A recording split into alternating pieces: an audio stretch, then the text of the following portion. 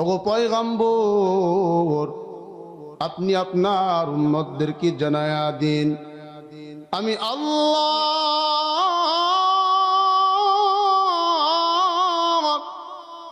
तमाम পৃথিবীর জমিনে যতগুলো গাছ বানাইলাম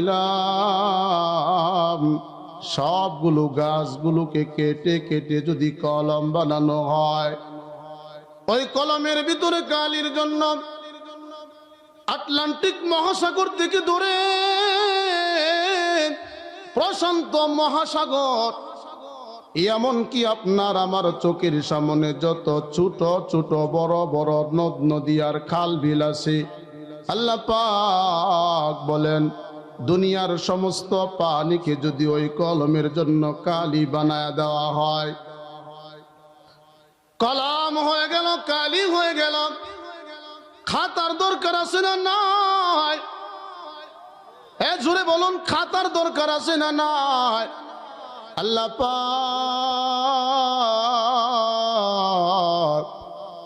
নবীজি সাল্লাল্লাহু আলাইহি ওয়াসাল্লামকে বলেন খাতার জন্য 7 আসমান 7 জমিনকে যদি কাগজ বানায়া দেওয়া হয়, লেখার জন্য সমস্ত জিন আর ইনসানকে যদি লিখনেওয়ালা বানায়া দেওয়া হয়, আল্লাহ পাক এবার হুকুম করতেছেন আমি রবের প্রশংসা করার জন্য এদেরকে যদি হুকুম করা হয় আর এরা যদি লিখতে শুরু করে দেয়, এরা একবার না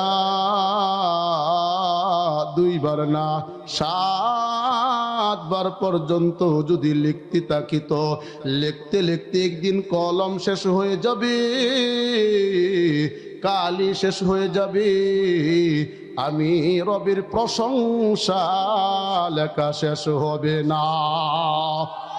আর আওয়াজ দিয়ে বলুন সুবহানাল্লাহ। সেই প্রশংসাটা আপনার আমার জবানের দ্বারা উচ্চারণ হয়েছে, অতএব আমরা লাভবান হয়ে গেছি, বলেন না সুবহানাল্লাহ। এই কালেমার বড় দাম।